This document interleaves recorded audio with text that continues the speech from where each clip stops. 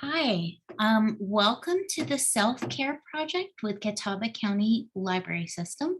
My name's Erica, and I'm going to share with you some thoughts about self-care and how you can implement intentional, targeted, customized strategies to take better care of yourself and also improve your well-being so that you feel better and are happier. So we're going to go through some slides, and there's also a handout that goes with this presentation. And so we'll look at that handout as well. But first, what is self-care? It sounds pretty straightforward. The origin of the term is actually from therapists who were treating patients who had very severe depression, um, so severe that they were unable to get out of bed, unable to take care of themselves, unable to shower, like unable to just fulfill like the very basic um, functions of daily life. And so the term self-care came into use, um, about 25, 30 years ago in that context. But in the years since, the term has been used much more broadly, so that it's not only referring to, say, depression patients, but to everyone, because we all have things that we do to take care of ourselves. And some of them we might do automatically without really even thinking about it as being self care. And others, we may have an intention to do something that we know would be good for us, but we may struggle to actually put that into practice. So for this series, self-care refers to the actions that you might take to improve your physical, emotional, or mental wellness.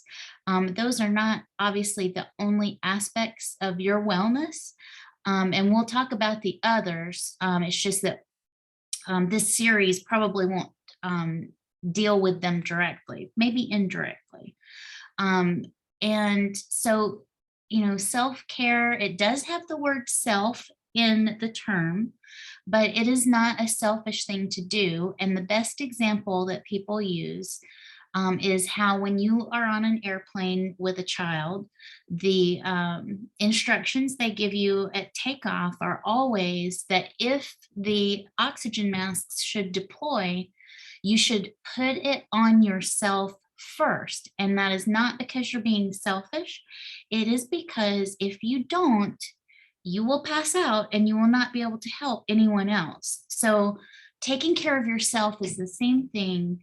It's really important for you to do the things that are necessary for your well-being. If you, whether you have other people to take care of or not, but if you have others that rely on you, they need you to take care of yourself too. And there's a lot of us who have struggled with that.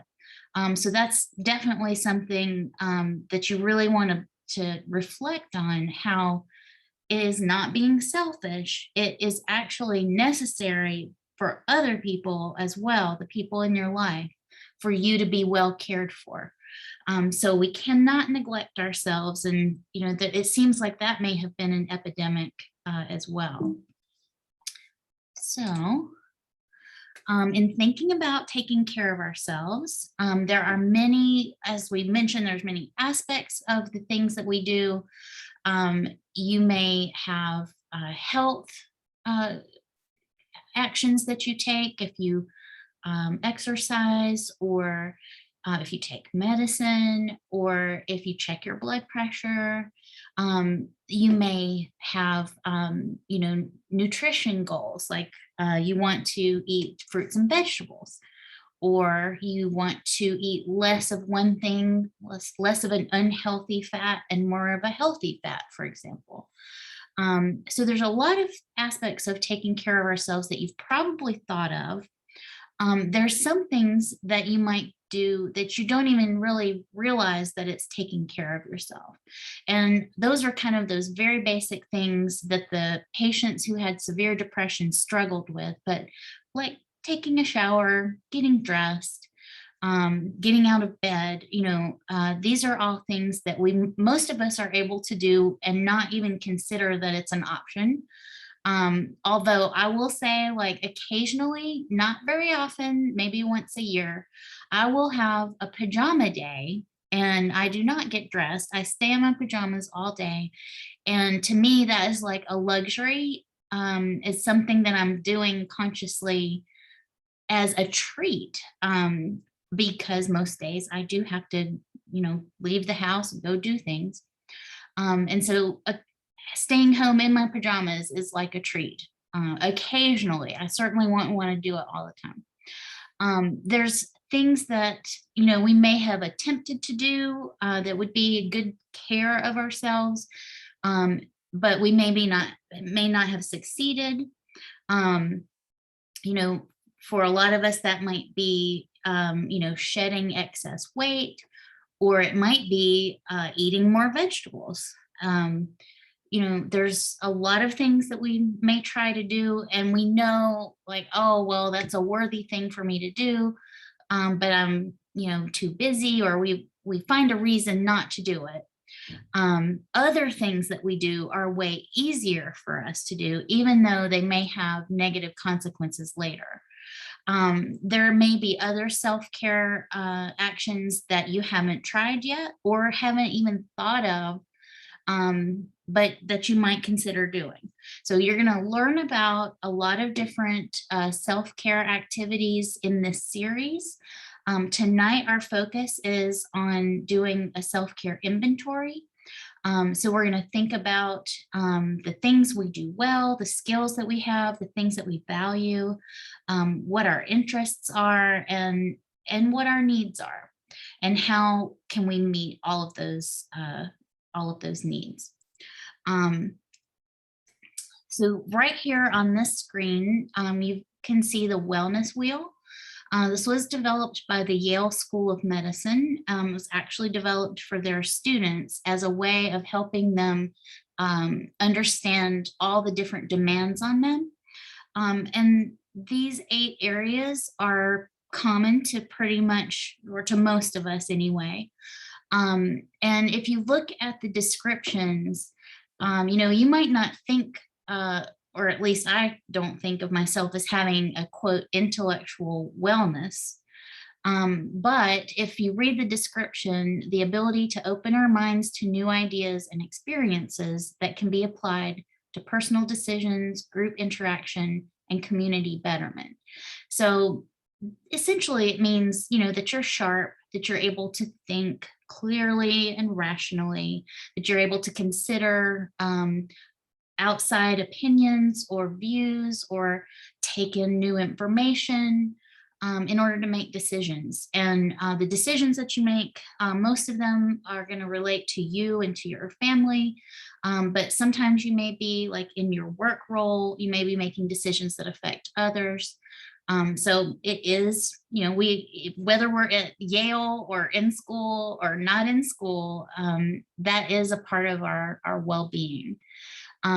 The areas that we're going to focus on for this series are physical well-being, emotional well-being, and mental well-being, which I suppose they've got it classified as intellectual, and I'm calling it mental well-being.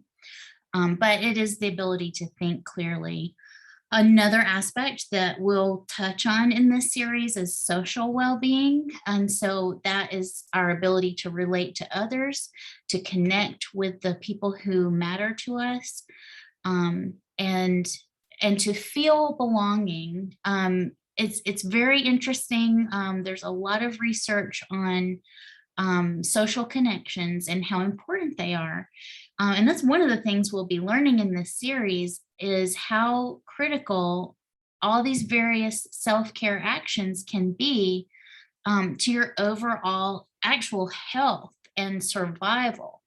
Um, if you look at studies of people over the age of 65, you'll find that the people who have the fewest social connections or the most isolation are the ones who are the most likely to have adverse health events or even most likely to die.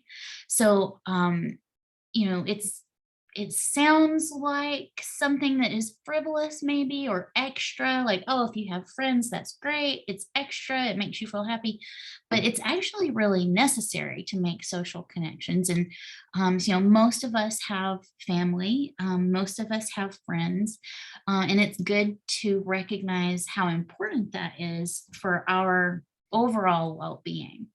So these are the different aspects of wellness. And in this next slide, we've got some examples of activities and practices that you might be able to fit into one or more segments of this wellness wheel. So, for example, having coffee with a friend, that sounds to me like it is social. Um, some of these might fit in more than one category, though. For example, meditate. For some people, that might be spiritual. For other people, it could be emotional or intellectual or mental. Um, I know for myself, when I meditate, I have a lot clearer ability to think and act than when I don't meditate. And that's true even if I only meditate for 5 minutes versus not doing it at all.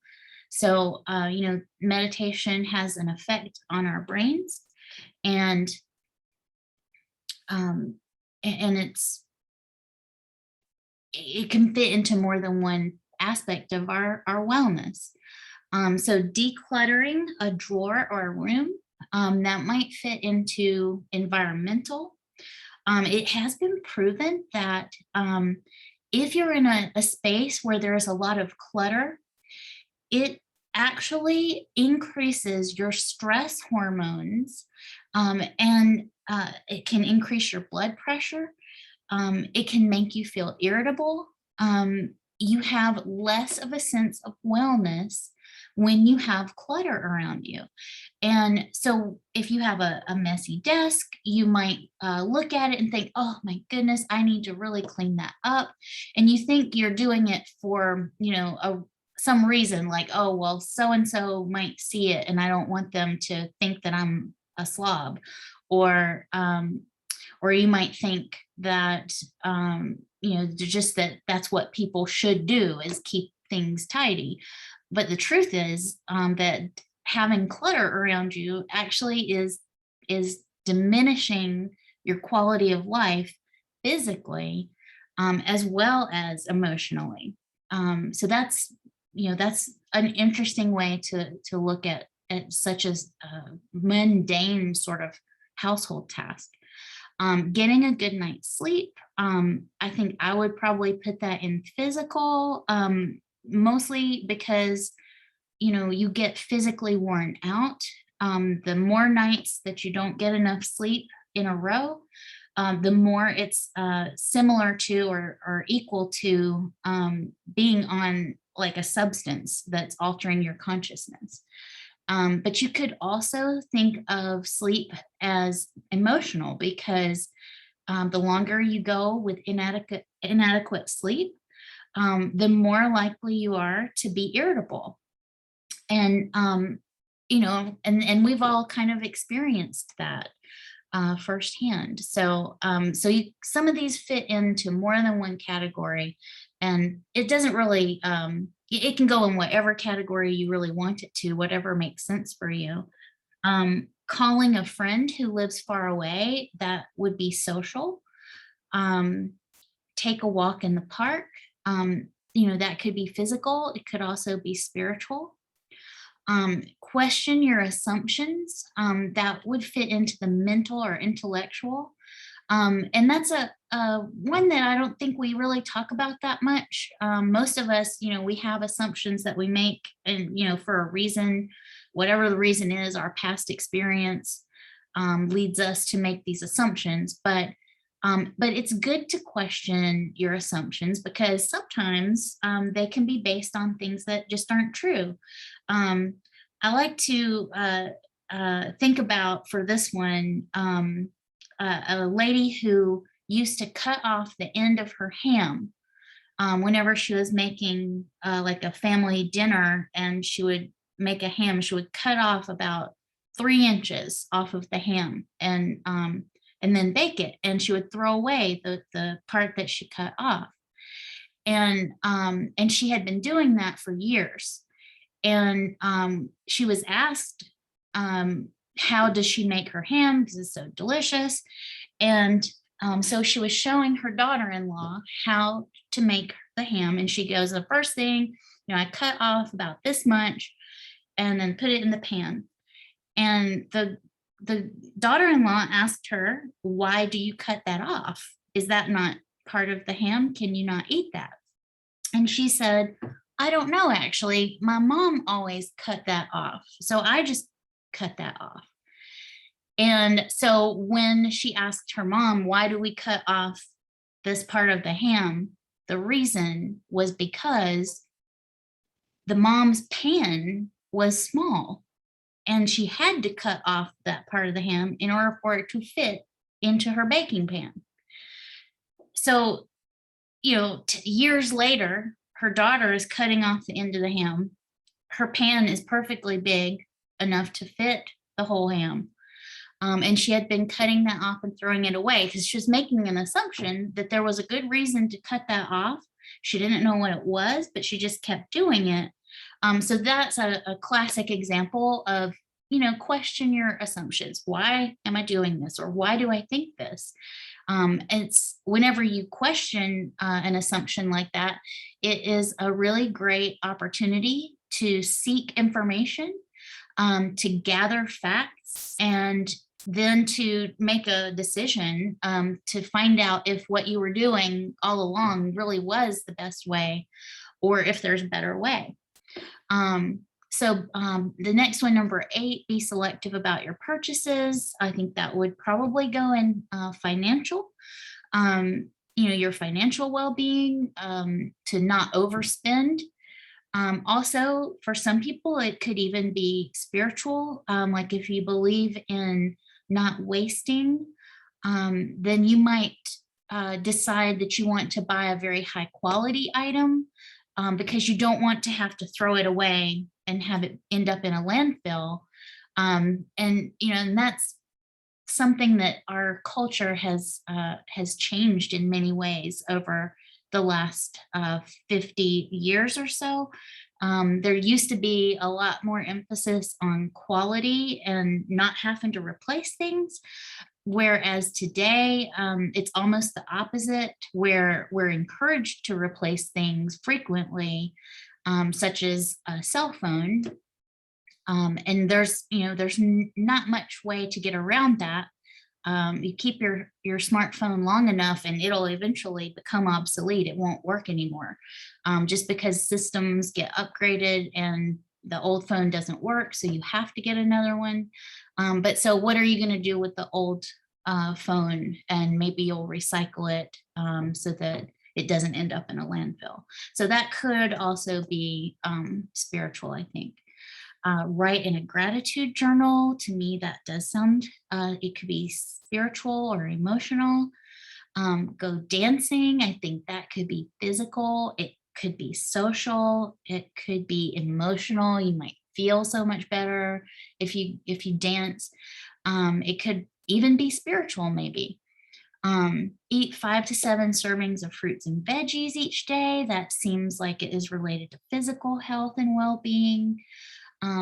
Make your bed. I guess you've probably heard, or maybe you've heard about making your bed has been identified as the single biggest determinant of how well you feel in going about your day.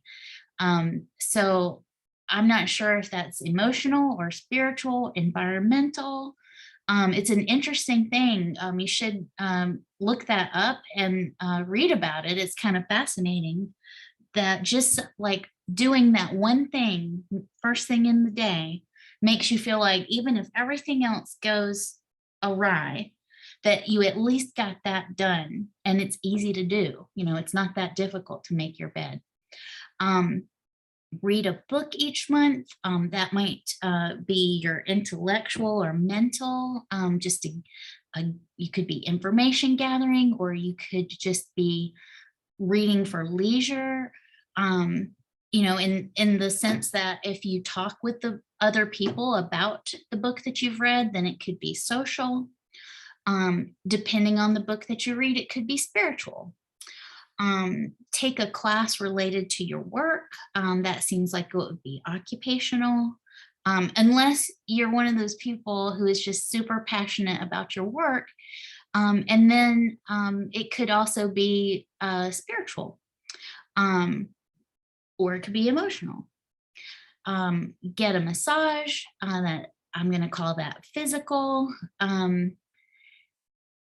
Book 3 sessions with a personal trainer. That definitely seems like it's directed at physical health.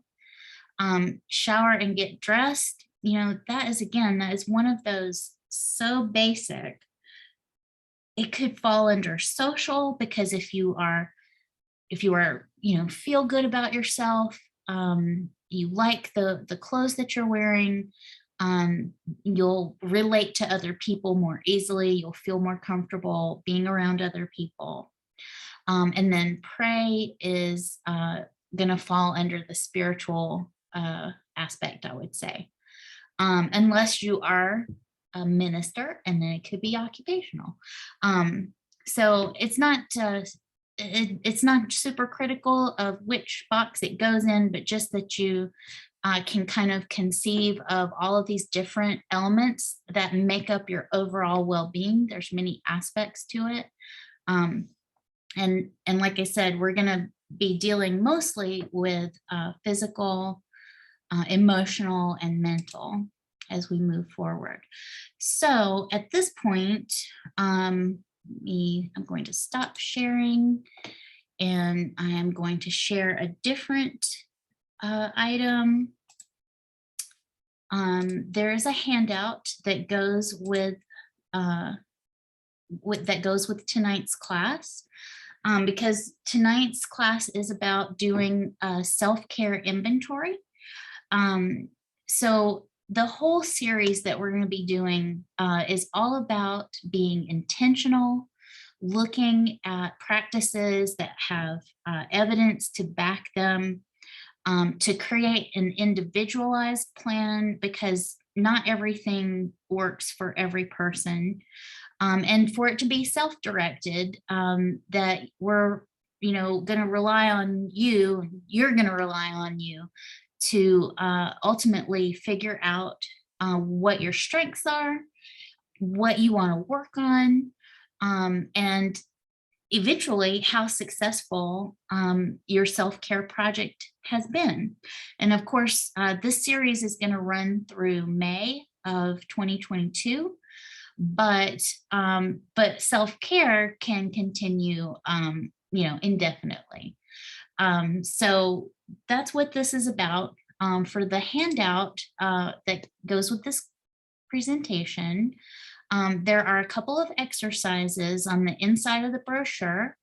For this first exercise, it's kind of what we just went through on the previous slide, where we were talking about what element, what aspect of your well-being do these activities fit into. And because you are an individual and you may see things in a unique way, there's no wrong answer. So you can put them into any of these slices of pie that make sense for you. And then the second thing, after you've put, like for me, have coffee with a friend, I would put that in social. So I would put that right on this line. Meditate. Um, I think I would put that in spiritual, although I could definitely put it in intellectual as well. Declutter, I think I would put that in environmental. Sleep, I would put that in physical. Call a friend you rarely see. Again, that is social. Take a walk in the park. That could be, depending on the day, it could be physical or it could be spiritual for me. Um, be selective about purchases. I think that would be financial. Write in a gratitude journal. I think spiritual, dancing. I'm going to say physical. Fruit and veg, physical. Make your bed. I'm going to put environmental. Read a book, intellectual. Pray, spiritual. Shower and get dressed. Maybe that's emotional. 3 sessions with a personal trainer, physical. Massage, physical. And question assumptions, intellectual. So once I've put these in all these categories, then I need to reflect on my personal well-being in each of these aspects. So I'm going to think about environmental, for example, and environmental includes my home, both the inside of my home and outside. Also my car, anywhere that I spend time. So also my workplace, my desk, and I need to think about how well am I doing at keeping my environment in a way that it serves me and increases my well-being. So if I think I'm doing really well at that, I'm going to take a colored pencil or a crayon and I'm going to color this wheel. 1, if I'm not very satisfied at all. 5, if I'm kind of satisfied but feel like I could make improvements. Or if I'm super happy with the way I have kept my home and all of the places that I go, I could color in this entire wedge. And I'm going to do that for each one of these aspects of our well-being. So how well am I doing emotionally? Am I confiding in someone if I need to confide something? Am I laughing every day? I've seen research that shows that children laugh hundreds of times per day, but most adults laugh less than 12 times a day. Man, that's a huge difference. You might think, oh, well, I have less to laugh about. But yeah, that might be true because, the joys of childhood, right? And no responsibilities. But these are ways of taking care of ourselves. So one of the activities that you might put on the wheel could be watch a comedy. If there's something that you know will make you laugh, that could be really good for your well-being emotionally. So the same thing, if I feel like I'm doing the things that I need to do so that I feel like my emotional wellness is good, I could color in the entire wedge. If I feel like, oh, emotionally, I have a lot of room to improve.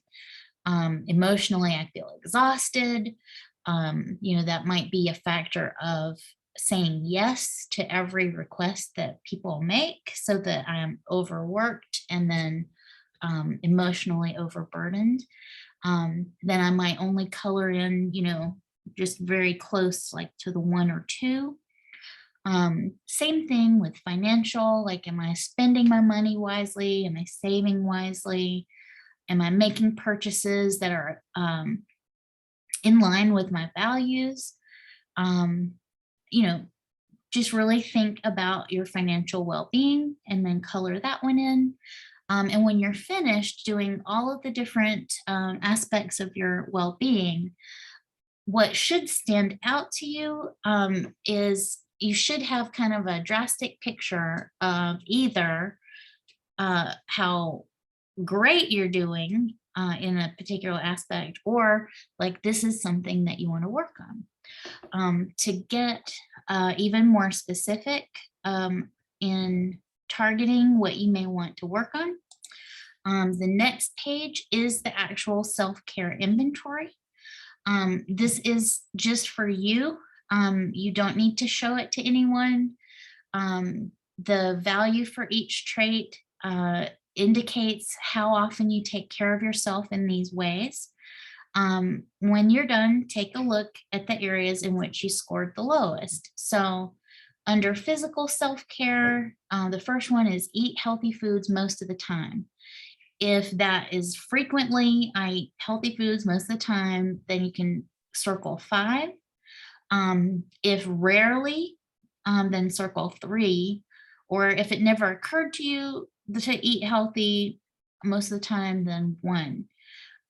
Same thing for each of these. And then once you have gone through all of the items, this last one is for you to add. If there's something that you do for your physical self-care that is not mentioned here, you can just scribble it into that last line and then add up your total for physical self-care and put the total right up here at the top of the box. Do the same thing for emotional self-care. This one, allow yourself time to be mindful of your own emotions. That might be one that never occurred to you. And the reason that it's on here is because sometimes we can be in the heat of the moment, or in the situation so thoroughly that we don't even know what we're feeling. And there might be tumult, or you might feel overwhelmed, or just confused because maybe you feel a lot of things about a particular situation. And because it might seem urgent to deal with it, you might not stop and take the time to ask yourself, what exactly am I feeling right now? You might, because of how our feelings, sometimes we can interpret them differently if we are rushed. And an example of that might be like we think that we're angry, but really we're hurt. And so we might react to whatever's happening as if we're angry. And only later, once we've had time to reflect on the situation, do we realize, oh my gosh, I actually felt rejected, or I felt, disrespected, or whatever it might be, the person in my life, their behavior, hurt me, and I need to let them know. And even just getting that off your chest to tell them, like, when you said X or Y, that hurt my feelings. And it's much better to tell someone that, once you've reflected, than when you're in the heat of the moment. And then the same thing for mental self-care. Even journaling is one of the one of the activities you can do for self-care. Express gratitude. That would be, to someone who's done something kind for you.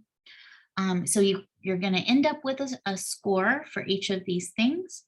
And if a score is low, then that might be the area that you want to focus on, or spend the most thought with, most reflection on, of how you can arrange things, how you can implement strategies that will improve your well-being in those areas.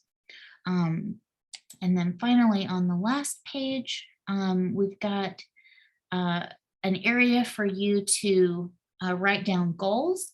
There are 6 spots on this for to write goals, and please don't think that you have to have 6 goals. You can either focus on the one area that you scored lowest, or that on the circle graph that indicated that you are least satisfied with and that you most want to make changes. And if that's the case, then maybe make 2 physical goals and don't worry about the other 2 for now. And on the next column is a strategy to achieve goal. Don't necessarily feel like you have to have an answer right there. Part of what this series is going to do is offer you strategies that you can use to achieve these different goals that you might have. And then a timeline, depending on what the goal is and what the strategy is, you should have like a realistic timeline. If your goal, your physical goal was, I want to lose 100 pounds, and your strategy was going to be eat fruits and vegetables and exercise more, then your timeline is not going to be 2 months. That's just not realistic. So a more realistic time would be to look at, okay, I want to lose 100 pounds. What if I lost 100 pounds? What if I lost a pound a week? How many weeks? So that would be 100 weeks.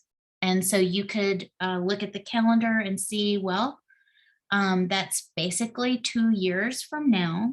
And so you might say by August of 2023, I would like to lose 100 excess pounds. So in other words, you want it to be very specific, but you want it to be realistic and achievable. If you have an intellectual or mental goal of reading a book every month, then your strategy might be to visit the library to check out a book. And your timeline for doing something like that, well, you can do that. Give yourself a week to visit the library. Sorry, I just had to get that plug in for the library. Lastly, we have some examples on this sheet of what is self-care, what items might you do as part of your self-care, and what items might you do that are not self-care. And if you have a favorite TV show and you watch an episode of it, and maybe if you're like me, it's a comedy and it makes you laugh, then that could be good for your emotional or even spiritual well-being to have laughter.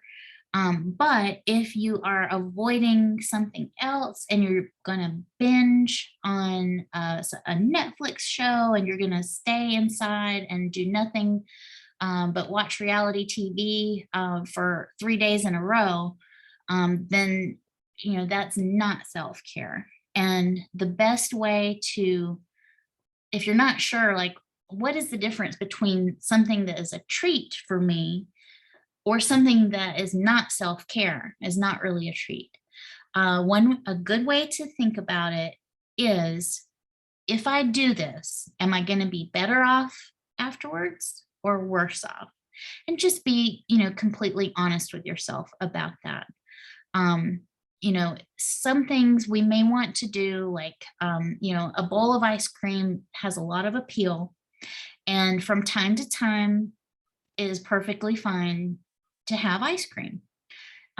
However, if you have a pint of ice cream every day, you're probably going to experience negative effects of that. You're not going to be better off. And even if you feel better briefly, you'll feel worse later, both physically, spiritually, emotionally, socially, pretty much every way. So that is the handout for self-care inventory. And I am going to stop sharing for just a moment and go back to the presentation. So in looking at all of those things, it is important to be intentional in caring for ourselves. In other words, there's plenty of stimulus in your environment, especially on the computer or on TV, to try to appeal to your impulses to get you to buy this product or this service or that service, and to just jump into things being, quote, sold on their merits. And that's kind of how our consumer culture works. But to take good care of yourself, you're worth spending the time to be intentional and considerate of yourself and careful in the things that you undertake.